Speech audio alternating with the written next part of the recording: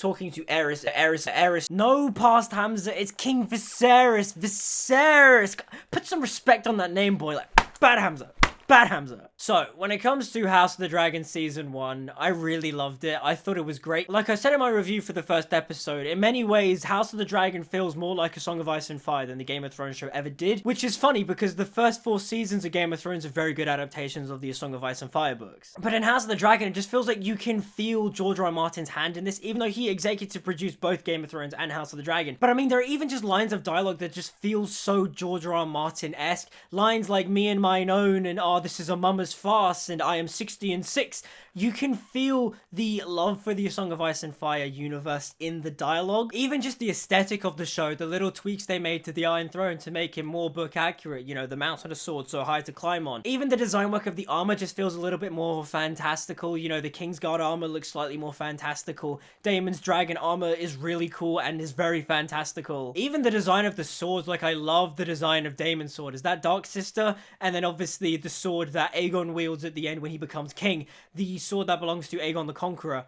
It looks so good. Like, I want those swords. And overall, when it came to House of the Dragon, I pretty much loved every episode. Every week, I was tuning in and I was just excited and happy to be back in Westeros, which is a very nice feeling, seeing as how going into the show, I was very skeptical, because it's pretty obvious that most Game of Thrones fans were burnt by Season 8 of Game of Thrones, and revisiting the Game of Thrones series after Season 8 and watching it all from the beginning again, you can see the weaknesses in the writing start to appear from Season 5 onwards, but they get much worse in Season 7 and Season 8. Season 8 in particular, because they kind of just rush things for no real apparent reason. Not to mention the fact that Season 8 of Game of Thrones contradicts Season 7, because in Game of Thrones Season 7, Daenerys' whole conflict was that she wants to attack King's Landing, but she won't because Tyrion advises that if she dies, then the whole cause is lost.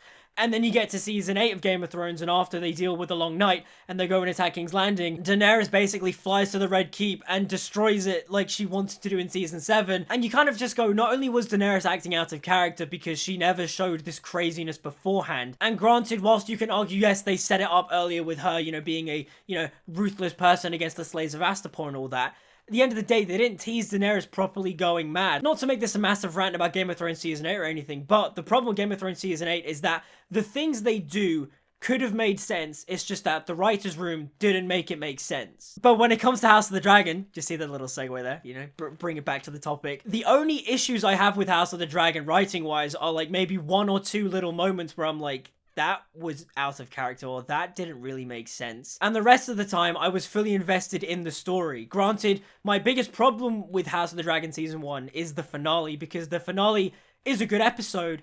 It just doesn't feel like a finale for the whole season. I think the way I'm going to approach this review is that I'm going to talk about the first half of the season first, and then I'll talk about the second half after, because they are split kind of cleanly in two, because halfway through the show we get the time jump, we get the new cast, we get the older cast, and the first 5 episodes deal with the younger cast. We get Millie Alcock and Emily Carey and all that, and so we'll start there. She fled with her ships and her people, her heart broken for those. One of the things I really enjoyed about the first 5 episodes of House of the Dragon Season 1 was the character dynamics, the relationships between King Viserys and Princess Rhaenyra, because you feel the dynamic there. Whilst King Viserys names Rhaenyra his heir, he doesn't fully commit to it because he is pressured by not only the small council, but also his sense of duty as a king. When he is forced to find a new wife and he marries Alicent Hightower, which is a very calculated move by Otto Hightower, because forcing Alicent to spend time with King Viserys, basically giving Viserys someone to latch onto when he is pressured by the council to marry someone new, Viserys marries for not necessarily love, because he still loves Emma, and it's very clear that he loves his wife, his original wife, by the end of the season. It's just that having Otto plant Alicent as a sort of muse, a friend for Viserys to turn to, was very good when it came to him calculating his sort of hold on the throne in a way. How does Otto Hightower get the Iron Throne in a way? And that is by having his daughter marry the king who has now been widowed. And it's very smart and it's very good, and I love the moment when Viserys realizes that and he sacks Otto, and then obviously the new Hand of the King dies in the fire created by Lara Strong, and then Otto is once again back as Hand of the King. all the politicking is very interesting and I loved it. And then not to mention Alicent Hightower marrying King Viserys puts a rift between Alicent and Rhaenyra, and exploring their bond there was really great, seeing as how there is a rift there and they try to make amends, but then it all kind of falls apart after the whole Criston Cole sex scandal thing, and it's so good. Like, getting to episode 5 is where the game sort of changes in House of the Dragon, because in House of the Dragon, the earlier episodes, they are good self-contained stories, and I do like the episode where Rhaenyra is on the hunt. There is a hunt being held, because the whole episode kind of just felt like it was the showrunners of House of the Dragon going, oh, we have a bigger budget than Game of Thrones, because one of George R. R. Martin's biggest nitpicks with Game of Thrones Season 1 was that they were limited by the budget, and so Robert Baratheon's hunt for his boar was a very cheap looking affair. And because of House of the Dragon, you know, having a much larger budget, because Game of Thrones is one of the most popular things in the world, it just kind of felt, you know, really fun to watch, because it was just like George R. R. Martin wasn't satisfied with the Robert Baratheon boar hunt in Season 1, and in House of the Dragon, because they have more money, they're just like, oh, hey, look at the money, look at how big we can make this look. But episodes 4 and 5 is when the overarching narrative of House of the Dragon starts to culminate. You see the rift forming between Alicent and Rhaenyra, and it's just so interesting. And then, of course, you have the wild card in Daemon Targaryen. I mean, I am going to gush about Matt Smith as Daemon Targaryen later on, but just, he's so good. I love him so much. But then you also learn about Daemon's pettiness and how that is just ingrained into his character. We see that taking place with his campaign against the Crab Feeder and the Stepstones. The moment where King Viserys sends Daemon the letter saying that he's sending reinforcements because he loves him and he's his brother and he needs to help. And Daemon immediately just beats the messenger, and it's just like, do you know what? Screw Viserys. I don't need his help. I'm going to take out the Crab Feeder single-handedly, doing what is essentially a dishonorable move in a false surrender. It's so good. Though I am going to point out the hypocrisy of Game of Thrones fans right now, because when it comes to the assault on the Stepstones, it's a very cool and exciting action sequence, but you have to admit, the plot armor is heavily on display here. Daemon takes several flaming arrows to his body, and the thing that really bugs me, and it's the most annoying film and TV trope, is that he keeps pulling out the arrows, and I'm like, don't do that. I hate when they do that, because when you get impaled by something, you have to keep it in there until you can get proper medical attention. And Daemon just starts pulling out arrows out of his leg, and I'm like, he should be bleeding to death. And so if Game of Thrones fans want to point out plot armor when it comes to, say, Battle of the Bastards, you also have to point out plot armor when it comes to things like House of the Dragon. And it's funny though, because I actually will justify the plot armor in Battle of the Bastards, because thematically it makes sense. The whole point of Battle of the Bastards is that Jon Snow is basically lost faith with the Lord of Light, and Melisandre tells him that he is alive for a reason, and that the Lord of Light has a will, has a way.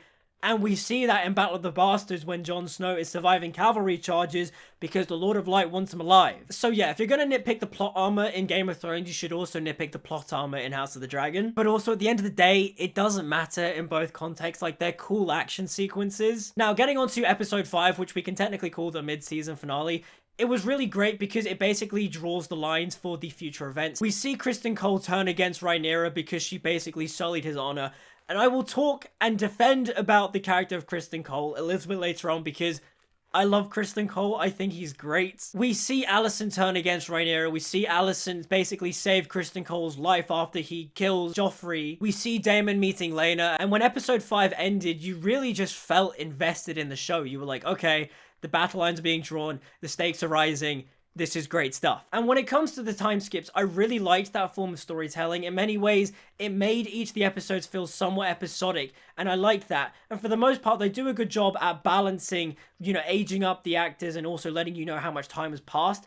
Though there are times where it is a little bit clunky. The only time skip I really had major issue with was the one where we replaced the young cast with the old cast. We no longer have Millie Alcock as Rhaenyra, we have Emma D'Arcy, and we no longer have Emily Carey as Alicent Hightower, we have Olivia Cook. And the reason why I take issue with that time skip is just because there's a lot of time that has passed, and I feel like I needed to know a bit more about the characters, particularly the relationship between Rhaenyra and Harwin Strong, because Harwin Strong is the father of Rhaenyra's bastard children, and we see him in episode 5 save Rhaenyra from the kerfuffle at the dinner, but other than that, you don't really feel too much of their bond and connection. And it's made worse by the fact that Harwin is killed at the end of that episode, and it's like, great.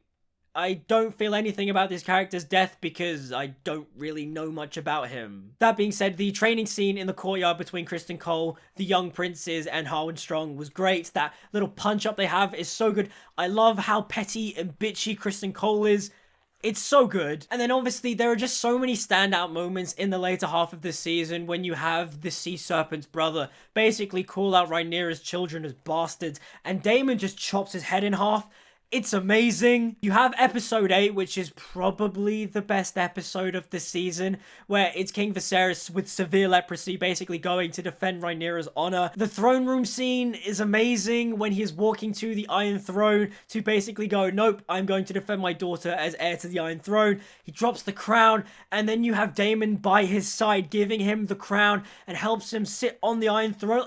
It's amazing, the character work just in that one scene. The score in that scene, the storytelling in that scene is so amazing. It's so emotionally satisfying because even though Daemon sees Viserys as weak, all he ever wanted to do was stand by his brother's side and help him rule. Like, Daemon mellows out in the second half of the season, aside from like one scene, which I will talk about in a bit, because it's like the one scene where I'm like, Daemon is acting out of character, but he's not acting out of character. It's more the way they direct the scene. But that throne room scene was just amazing. It was so good. In many ways, it was like the best scene in the entire season. There are a couple of things in the later half of the season that I didn't really like too much. I was like, that's a bit weird in terms of the writing. One of the scenes I took issue with was Rhaenys and her dragon bursting out of the ground, killing a bunch of innocent people, and then she decides not to kill the newly crowned Aegon. I mean, she could have ended the civil war entirely, but she doesn't because it's not her war to start, which is fine. It's just that she literally kills so many innocent people for no reason, just for the sake of it looking cool. And the other scene I take massive issue with is the scene where Daemon chokes Rhaenyra, because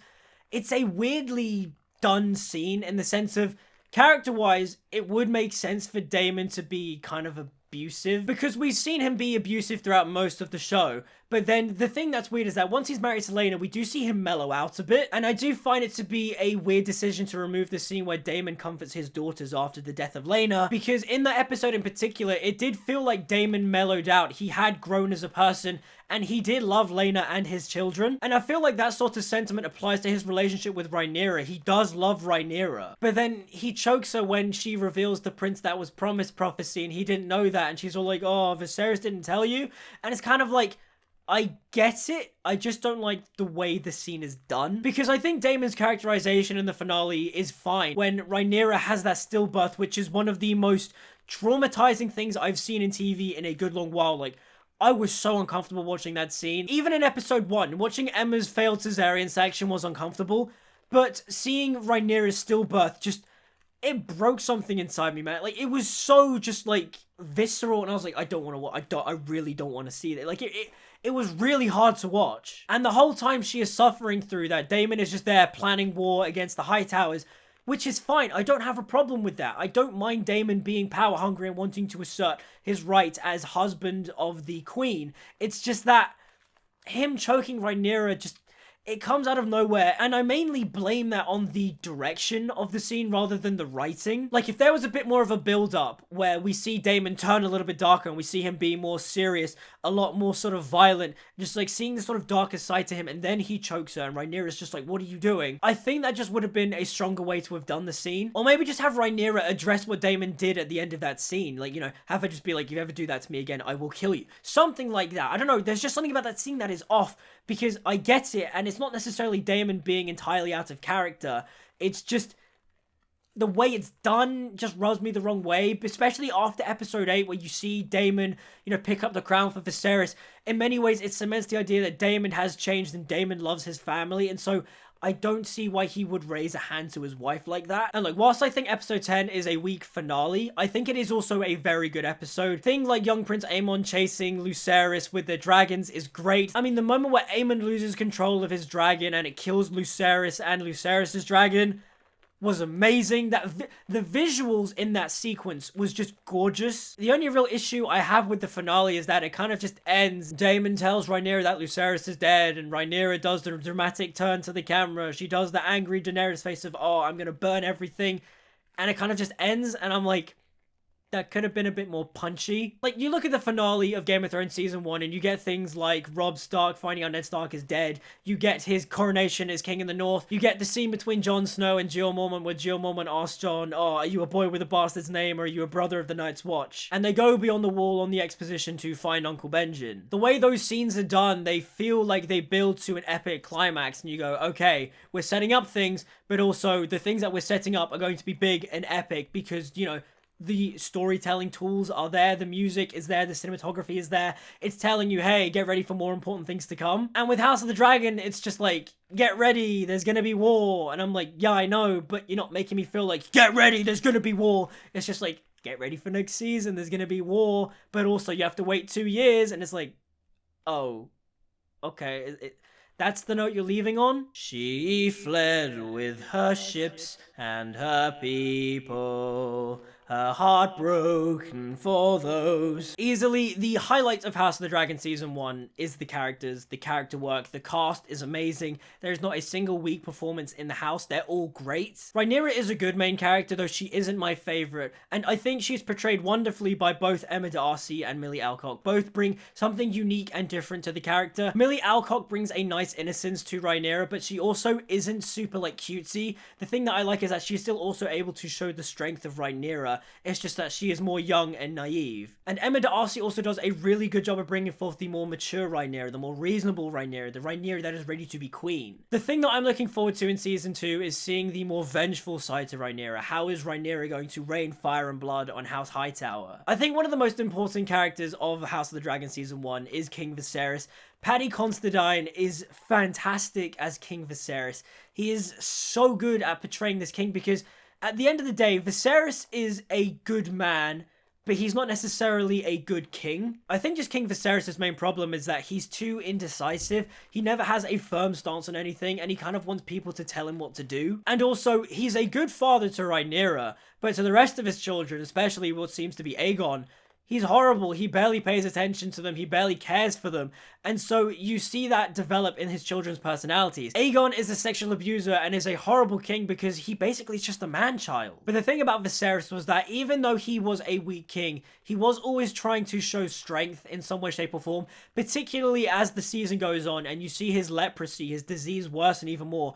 And he's trying his hardest to be strong. He's trying his hardest to unite his family. And he does for a bit until obviously Alicent hears the Prince That Was Promised prophecy and mistaking Viserys' words to mean that Aegon needs to become the king when instead he thinks he's talking to Rhaenyra and he's talking about Aegon's prophecy and all that. You know, the White Walkers, the Prince That Was Promised. I do actually have a theory about Aegon's prophecy and why they keep mentioning it in House of the Dragon. I mean, it could just be a thread to tie it to the original Game of Thrones show, but I think there's a little bit more, and that has to do with the Jon Snow sequel spin-off show. But that's its own separate video. Overall, Paddy Considine's performance as King Viserys was just so well done. Again, the throne room scene just highlights how wonderful he is at portraying both weakness and strength at the same time. And when King Viserys dies, you feel it. You feel the lament. I mean, Ramin Djawadi's score does such a phenomenal job at accentuating that. But when Viserys dies, and, you know, he's basically dying, and he sees his wife, Emma, in front of him, and he goes, "My love."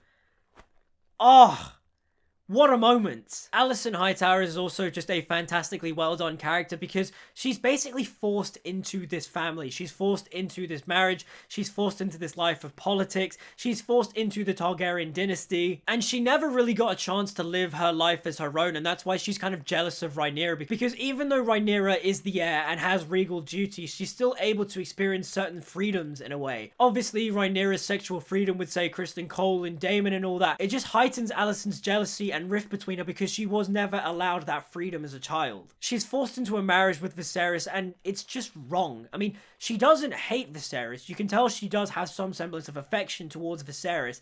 It's just that there is no love to their romance because he is basically like the age of her father. I mean, the scene we have in episode 4 where we see Rhaenyra having fun with Daemon and Criston, and then it cuts to Alicent having sex with Viserys, and she's basically dead to the world. Her eyes are blank and expressionless, and you can tell there is not a passion here. That contrasting imagery was so effective at highlighting the dynamic between Alicent and Rhaenyra and why Alicent is so jealous of her. And then as we get to older Alicent Hightower and we get Olivia Cook's performance, I mean, Olivia Cook is a phenomenal performer. And she does such a good job at showing the sort of struggle Alicent is having in not only controlling her kids, but also in trying to deal with the politicking. At the end of the day, she just wants to protect her family. She sees Rhaenyra being on the throne as a threat to that. Okay, now we're getting on to my favorite character of the show, and that is Matt Smith as Daemon Targaryen. I love Daemon so much, his charisma. Every time Matt Smith just appears on screen, the swagger he has, that little smirk he has, it's so good. Like, every time Daemon appeared on screen, in every episode, every week, I just got so happy. I was like, yes, it's Daemon! Now, don't get me wrong, I've mentioned a lot of the positives of Daemon Targaryen, but at the end of the day, Daemon Targaryen is a horrible person. He is a bastard. Not only is he incredibly violent and abusive, but he is also just a weak man in terms of his masculinity. He's got a very fragile ego. And whilst we do see him mellow out and we see his relationship with, say, Rhaenyra and how he does love that, and he does love his family at the end of the day, that does not excuse all the horrible things he does, like how he murders his ex-wife in order to become a single man. Nor can we excuse the fact that he grooms his young niece. But the thing about Daemon is just that he's just a fascinating character. There are so many layers to him that he's so complex, and Matt Smith just plays him perfectly. Speaking of another one of my favorite characters, Criston Cole, Krispy Kreme, Twitter's least favorite character in the entire world. I love Fabian Frankel as Criston Cole. He does such a great job in the role, and I think Criston Cole is just so fascinating. And to be honest, I think the hatred Twitter has towards him is funny, but also it's kind of questionable too, because I'm like, he's a very interesting character. Yes, you can joke about the fact that he basically hates Rhaenyra because she rejected him and now he's an incel in a way and he just hates her because of that. You can joke about that, and it is true, that is part of his reason. But the main reason why Criston Cole is a interesting character is the fact that he has a weird, like, warped code. The best way I can equate it is that Criston Cole is sort of like Javert from Les Miserables. Javert basically believes that the law is the law. He basically sees the world in black and white. You know, I am the law and the law is not mocked. And that sort of black and white belief is what Criston Cole believes in. He's sworn his life to the Kingsguard. He's sworn himself to the order of the Kingsguard. He shall not take no wife, you know, father no children, all that kind of stuff. And he's kind of forced to break his vows because he is kind of forced to sleep with Rhaenyra. It's a weird predicament because he clearly does want to sleep with Rhaenyra. There's a clear attraction between the two, and he does end up doing the deed. But you can also tell that he's conflicted in doing so and feels horrible about it because he believes in the oath he has sworn to the Kingsguard. Also, he kind of has to do what Rhaenyra tells him because she is the princess and he has to follow her orders. So them even having sex is a weird and iffy situation, because him wanting to elope with Rhaenyra makes sense because he believes he doesn't have anything left because he sullied his honor as a Kingsguard. And he sees the idea of being the princess or the queen's whore as a position that's beneath him. And so from his perspective, she basically ruined his sense of honor because that's the only thing he has as a knight. And then also, not to mention the fact, the scene where Criston's going to kill himself after killing Joffrey and then Alicent stops him basically forms a connection between the two of them, because not only does Criston swear himself into Alicent's service, but the tension that Fabian Frankel and Olivia Cook play in their scenes together pretty much cements the idea that Criston Cole is in love with Alicent Hightower, which again is fascinating, and I can't wait to see how that plays out in future seasons. That being said, the stuff that Criston Cole does in the later half of the season is very despicable. He's very just angry and violent, and he just kills a bunch of people. And I kind of would have liked to have seen a little bit more from Criston, and I'm sure we're going to get that in later seasons, just that in the later half of season 1, he doesn't really do much apart from, like, kill people. And then you've also got the other side characters in the show too, like Rhys Ifans as Otto Hightower, who was just fantastic. Rhys Ifans is just an amazing actor. Like, just seeing him in the show was so good. The scene he has with Alicent in the rain where they're talking and he's all just like, you have to cleave to Rhaenyra. Like, it's so good. You've got Corlys Velaryon, the Sea Serpent, who was great. I loved his presence on screen. You've also got his wife Rhaenys, and again, I mentioned my problem I had with Rhaenys in the 9th episode earlier on, but overall, she is a good character. And then you've also got Rhaenyra's children and Alicent's children, and that's just all fascinating too. Like, seeing their dynamics like progress forward is going to be really interesting, because Aemond is fascinating because of how much he basically wants to be Daemon. And I'm very curious to see if Daemon and Aemond are going to fight in the future, because it seems like it's building up to some kind of Daemon-Aemond rivalry. And the thing I loved about Aemond too is that he's kind of just like this little like villain. He's so like kind of cartoony, but like in a good way. Like, he has a sapphire in his eye underneath his eye patch. Like, that is really cool. And the last thing I really want to touch on with House of the Dragon is the complaint people have had that the House of the Dragon intro doesn't create its own original score. Instead, it just reuses the Game of Thrones theme.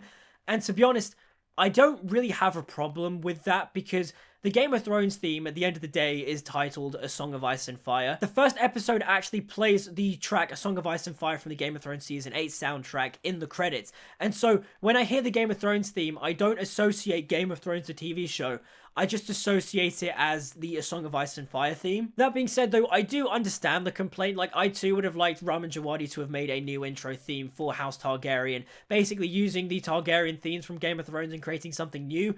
But overall, I don't mind that they use the Game of Thrones theme because it's a great theme. Like, it's a great theme song. Why would you, like, not use it? But also, if they use the Game of Thrones theme in other subsequent spin-off shows, like the Jon Snow sequel spin-off show, then I won't mind it because then again, it does cement the idea that this isn't the Game of Thrones theme, it's the theme of A Song of Ice and Fire. Overall, when it comes to House of the Dragon Season 1, I loved it.